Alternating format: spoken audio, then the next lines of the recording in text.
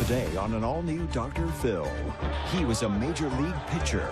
Richie only saw himself as a baseball player. Now his family says he's a drunk.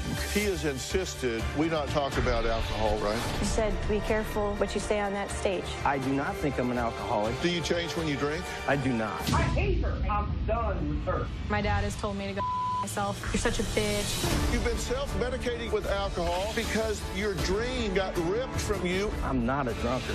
What I've been seeing today is a shell of what he is. This is that bottom of the ninth, man. You got to do this. Let's do it. Have a good show, everybody. Here we go. This is a safe place to talk about hard things. Stand by. We'll count you down. I try to be an emotional compass and point you in the right direction. 5, 4. I am not giving up on you.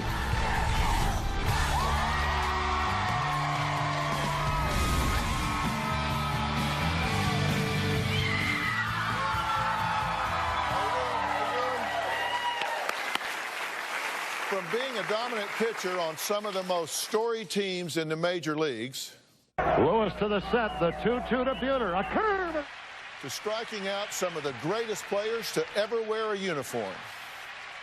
And a 2-2 pitch to Edmonds. Got him. He was the guy who gave it his all when the game was on the line.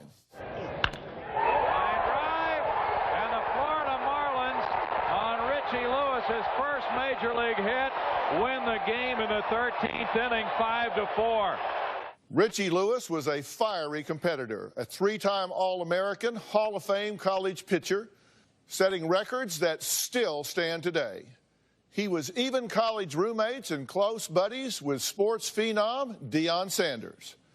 He made it all the way to the majors, headlining the sports pages and signing his baseball cards for fans. But now Richie has new stats and a highlight reel that's not so flattering. I'm not going to sit there and listen to that and have somebody sit there and talk behind me when I'm not even in the freaking room. And you're scared, bro. I'm scared. Yeah, I'm not scared enough to punch you in the face. Why would you talk to him like that? Richie's three children say their once celebrated father is now a drunk who is embarrassing the family and slowly killing himself with whiskey, beer, and pills. I hate my drunk dad. I don't know my father as a sober, functioning person. My dad knows he has an alcohol problem, but he chooses to drink anyway. He is 100% embarrassment to the family. My dad's been drunk at so many different events. My high school graduation, his father's funeral. He's missed some of my really big games in high school, and instead he stayed home and decided to drink. Recently, he's been drinking about a water bottle full of whiskey throughout the whole day, and sometimes that's mixed with beer. Last month, I found him on his chair, unresponsive. That 3 minutes of me trying to wake him up were some of the scariest of my life. We thought he was dead. I'm so freaked out for him. Something has to change, or your father's not going to be around for very much longer. One time, I saw him wobble over and hit his head on the side of the fridge and fell to the floor. He just lay there with his eyes in the back of his head. When my dad gets drunk, he's been physical with me. He grabbed me by the throat and was like, "Don't ever size me up," and then threw me on the ground. He got right up in my face and chest bumped me. I definitely feel like I could take my dad if I needed to. One time, my dad looked me dead in the eye and said, "I cannot stand you. I hate you. I am disowning you.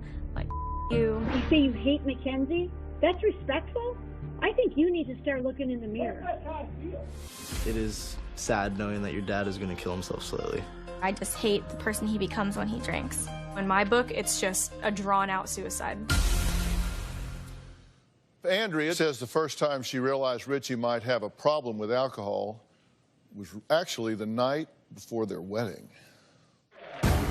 I realized that alcohol was a big problem for Richie at our rehearsal dinner because he drank so much that he mooned my mother.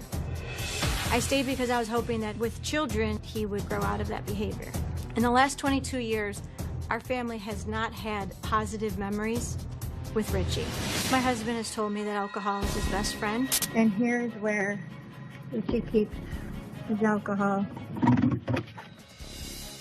It was Halloween, and Richie was sitting in the lawn chair on our front lawn. He had thrown up, and he was just completely passed out. One time, the neighbors and I were out in the driveway, and he was literally sideways walking down the street. We had a couple over, and Richie had his head on the table and couldn't even talk. Richie has abused everyone in our family at some point. He was hospitalized for pancreatitis, and the pancreatitis is life-threatening, and even faced with that, he still continues to drink. I have had to completely detach emotionally from him because my heart breaks every day looking at him. The kids and I are spectators of this tragic scenario. Richie flat out denies he's an alcoholic. He says, not true, absolutely not. He says his battle is with depression, not booze. And when he found out his family wrote to the show about him, he was not happy. When he found out that I wrote into the show, he was furious. I hate her. I can't stand her. She's trying to take me down.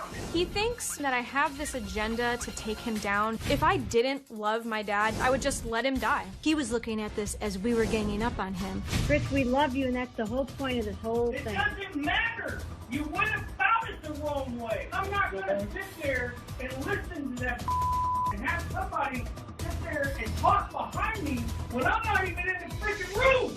Richie called a family meeting and said that we were supposed to only discuss depression and not bring up alcohol at all.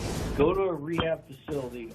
I don't need it. I think Richie is going to try to outsmart Dr. Phill. When Dr. Phill challenges my dad, I don't think he's going to be ready for it, and obviously Dr. Phill is going to win.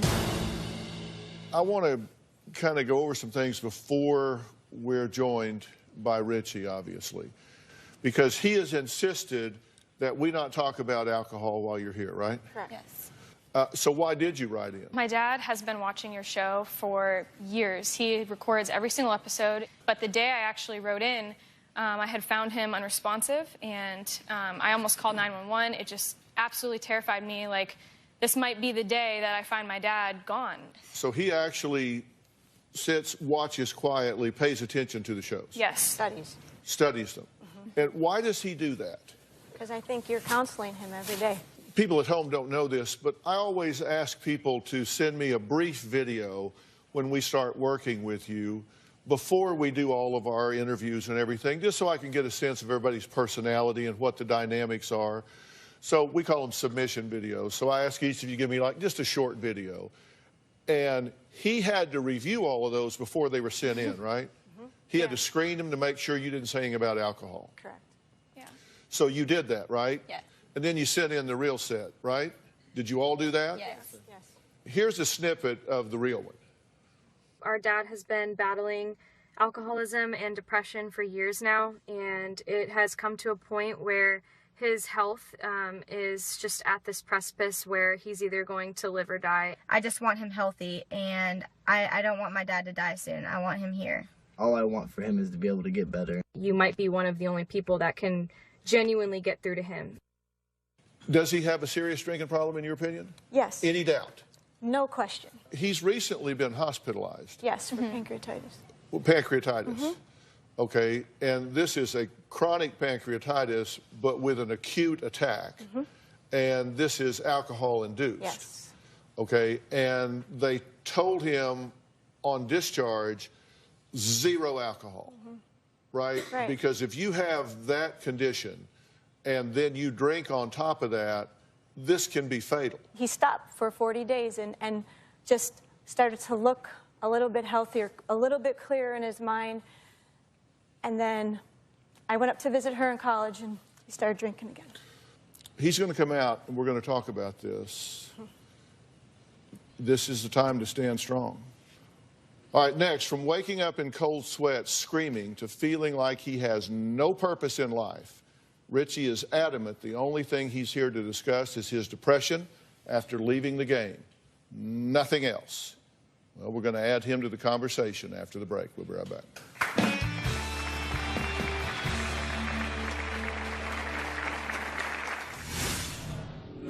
I don't know what you think is going on here. You're not going to intimidate me. I didn't want to turn this into a fist fight up here. And later, they're worried about you. I do not believe Mackenzie's worried about me in any way, shape, or form. Have you grabbed her by the throat? I have never, ever grabbed her by the throat.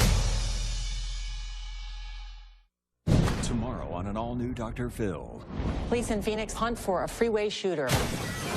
They said your gun was matched to the bullets found in those cars. There's no way that's possible. 10 cops jump on you, take automatic rifles and point them at you and your 5-month-old daughter. I still worry because if they've manufactured evidence once to arrest me, why would they not try and do this again? They're saying we still believe he's the freeway shooter. That's tomorrow. My family can't even go out in public with my dad. My parents were out to dinner and they invited me to come stop by the restaurant. My dad got up to let me into the booth and he could barely stand. He had to use the table to hold himself up. I felt so bad for my mom because I know how painfully awkward it was for her. When he's been drinking, he's just so unpredictable. One time he picked up a full gallon of milk that was unopened and just threw it as hard as he could at my mom's head, and my mom ducked and it hit the wall. He's the ticking time bomb. We're going to find him dead if this continues. Richie Lewis was a pitcher in the major leagues and adored by fans, but now his family say he's become a sloppy and belligerent drunk who may only have a year to live if he doesn't sober up. Now, before we bring him out, let's hear why he says the only opponent he's battling is depression after being forced to retire from the game he loves.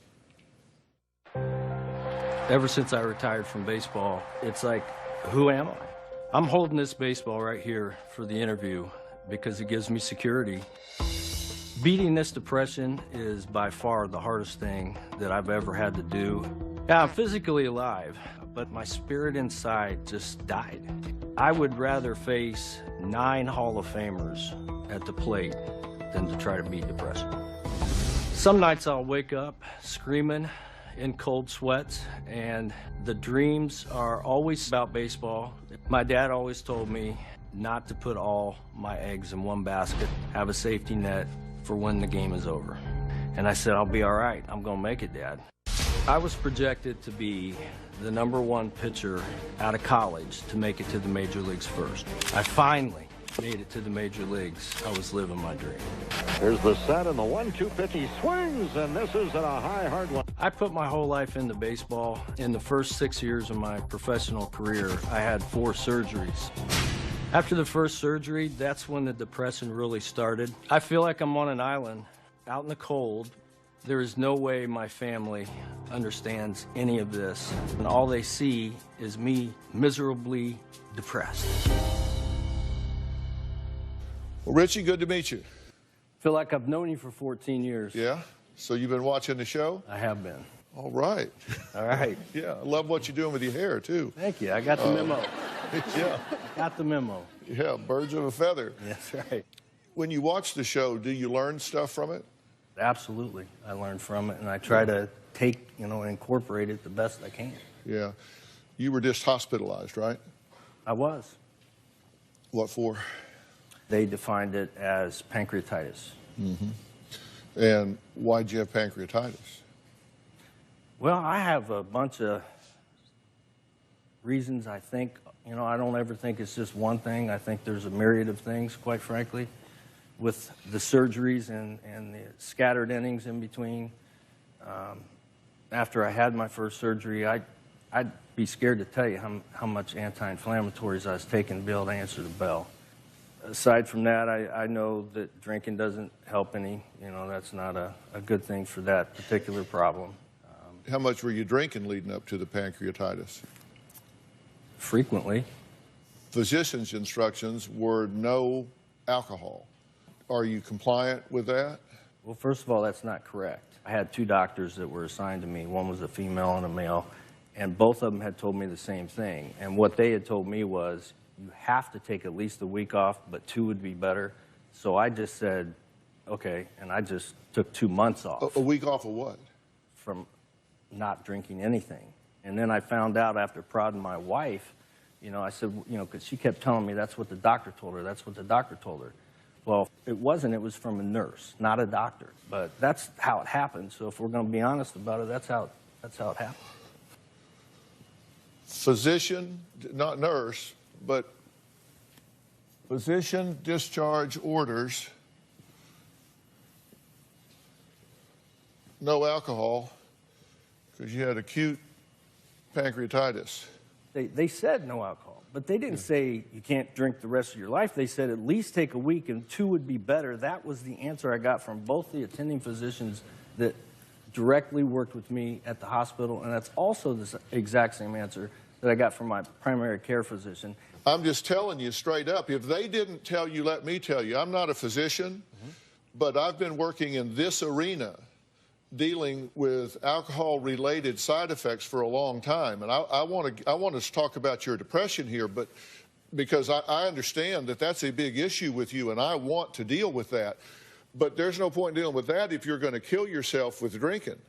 This will kill you. Is that something, once you get an acute case, that means you have it for the rest of your life till you pass? You're definitely vulnerable, absolutely. Not no vulnerable question. is not what I ask. What I ask is that means it can't go away? No, once you scar your pancreas, you're scarred. I didn't ask that either. But why would you even risk your life? Wait a minute. No, you think I'm playing semantics with you? No, I'm not playing semantics with you.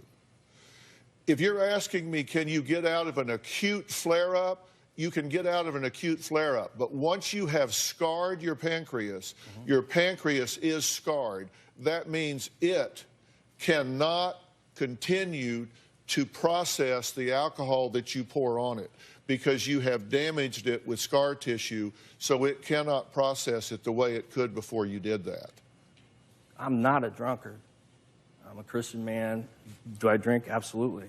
And do I realize that some points I use that as a Band-Aid? Absolutely. Are you self-medicating your depression? On bad days, like I said, it's better out of 24 hours to have 1 hour or 2 hour where it at least relieves a little bit. It doesn't get rid of anything. Sure. And I realize that, in the end, it actually makes it worse, not better. So I get that. But when you're at the point and you're at the level where I'm at, in my opinion, that 2 hours during the course of 24, especially when you're not sleeping, you know what I mean? That's a big deal, man. Because, I can't live 24/7, 7 days a week, how I'm feeling. I can't do it anymore. Well, it's my plan to fix all that. I have no intention of you living like this the rest of your life. That's not going to happen. On bad days, where I've had bad days and I don't do anything to relieve anything, I'm hoping that I just don't wake up. Now, I wouldn't personally do anything. That's cowardice, and I just wasn't raised that way. I would never. However, that's what it feels like. Well, let's take a break. Richie's children say that they are scared for their dad. They say they do see the emptiness in his eyes, and it scares them when he looks them in the eye and says that he really has no reason to live. We're going to talk about the impact of those words after the break.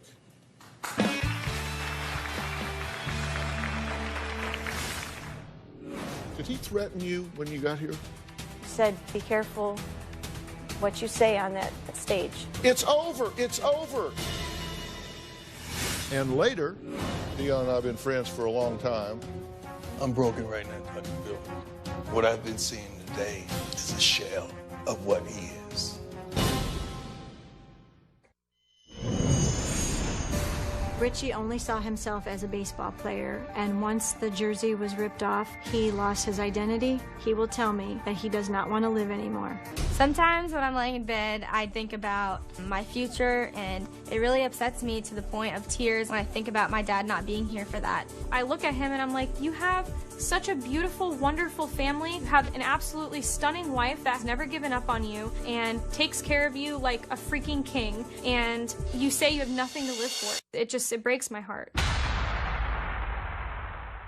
Richie has gone from striking out some of the greatest baseball players of all time to breaking down in tears just watching highlights from those days gone past. He says his depression from being ripped from baseball is killing him and has had a major impact on his family. Did he threaten you when you got here? What, verbally?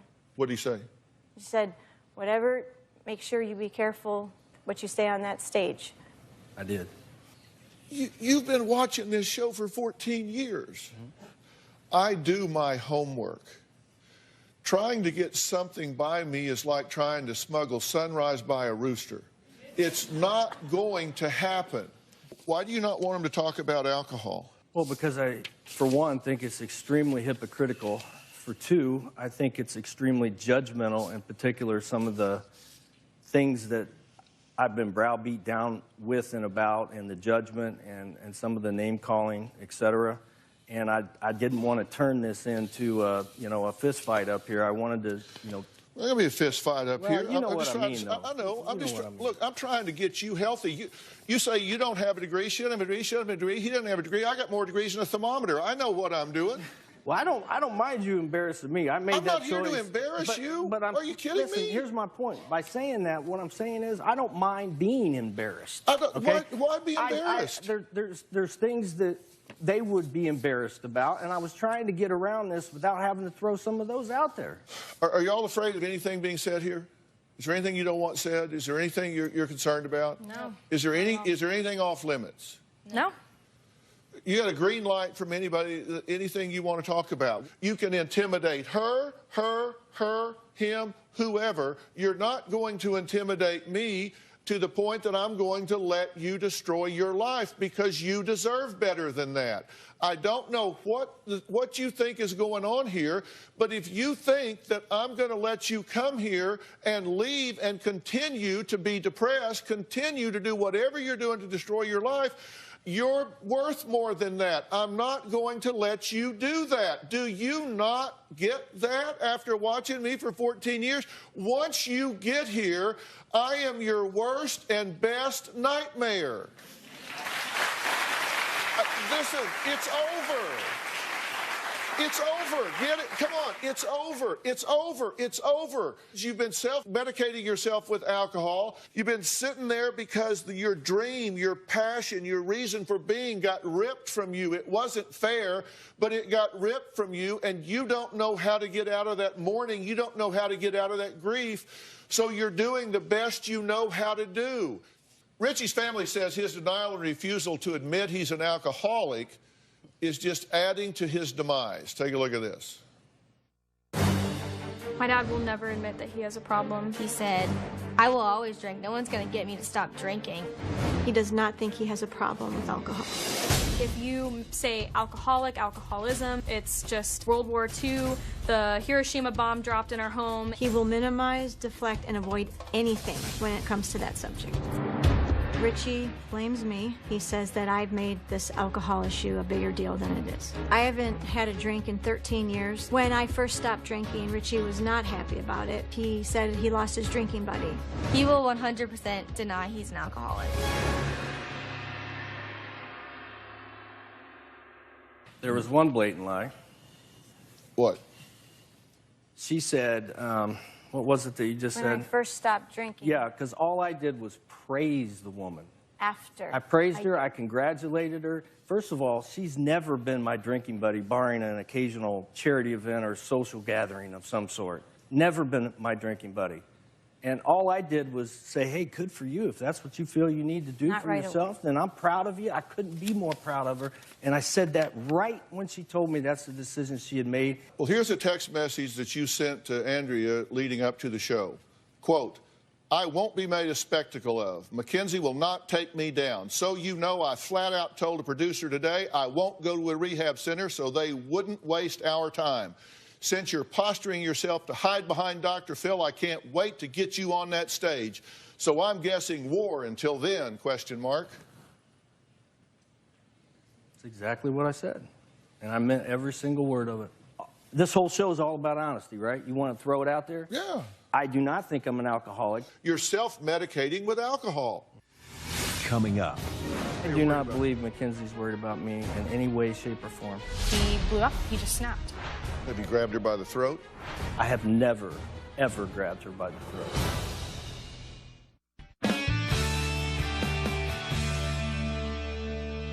Are you getting along with her? Most of the time. Are you getting along with her? Usually not. Are you getting along with her? Usually all the time. Are you getting along with him? All the time. Okay. They're worried about you. 4 people that are with you every day are worried about you. I do not believe Mackenzie's worried about me in any way, shape, or form. We asked her how she felt about you. And that means that she's going to tell you the truth. Interesting. Well, let's take a look. All right. My dad and I don't really talk. We don't have a relationship. My dad has told me to go myself. I hate you. You're such a bitch. Nobody wants to hear that from their dad. Andrea has brainwashed our kids. Mackenzie jumped on the bandwagon and joined a side. When my dad gets really angry with me, he'll send me these just nasty text messages. I have always been the target. It's always just made me really sad that my dad always seems to love my brother and my sister more than he loves me. My sister's an athlete, and I think, you know, deep down, he just appreciates my sister more. My brother's his only son, so that makes my dad appreciate my brother more. I'm just the that calls him out on everything. You say she was brainwashed, and you're going to say she doesn't care about you, but yet she wanted to get you help, right? The truth is, in one reality, you have no idea how much I appreciated her writing in, except for the method operation. I don't like people going behind my back. And yes, I've said some things to her, absolutely. And there is no excuse for those. Zero. Have you grabbed her by the throat? I have never, ever grabbed her by the throat. When she was 12, you didn't grab her by the throat? Absolutely not. So what happened? He was, you know, messing around, just harassing my brother in the doorway. My brother was brushing his teeth, and I can remember that. And he was little, and I wanted to defer the negative attention and put it on myself. And when I did, he blew up. He just snapped. I've never put my hands on any of my children. But you don't remember it. That's my the wife thing. or anyone Not for that the matter. way you are right now. No, Never. Dr. Phill, obviously, he's I'm the not going to most... dive across the stage and tackle you. I've never, ever put my hands... Have I ever put my hands on you? No, Dr. Phill, Okay, when he's so- in his right mind, he is the most gentle, loving man. Under the influence of alcohol, it's a whole different game. That's so unfair and untrue. I'm the same guy. You decided to stop. Do you change when you drink? I do not. Okay, well, here's a couple of snippets of you being recorded when you were drinking. Okay. I'm not going to sit there and listen to that and have somebody sit there and talk behind me when I'm not even in the freaking room. And you're scared, bro. I'm scared. Yeah, I'm not scared enough to punch you in the face. Why would you talk to him like that? This is how Andrea says Richie commonly speaks about Mackenzie to the rest of the family. She's trying to take me down. I hate her. I can't stand her. I'm telling you right now, as I sit here, I'm done with her. I did say that. You're talking about your daughter. Sad, isn't it? It's very sad. And this was right after... You can't tell me that's how you really feel. No, I don't. The love, the blood, that I do. Yeah, but love has action I to don't it. like her. I don't like her because she's the most entitled, narcissistic, selfish child that I have ever been around. And this was right after... Well, hell, you raised her. I tried to raise her and got undermined. There's a difference. I've had a job since I was 15 years old. I pay for college on my own. That's not true. That is so entirely true. No, your mom used to send you money every month. When I was at the university, I had 4 jobs at one point. I've never felt entitled, ever in my whole life. When he would talk about Mackenzie, it was almost like he would be talking about himself. When we come back, I've got what I think is an outcome determinative, life-changing question for Richie after the break. Coming up. They say the police have been called 20 times. No way. 20 times. I would say you couldn't count them on one hand. Tomorrow on an all-new Dr. Phil. They said your gun was matched to the bullets found in those cars. There's no way that's possible. They're saying we still believe he's the freeway shooter. That's tomorrow. My dad will drive when he's drinking. It is amazing to me that my father has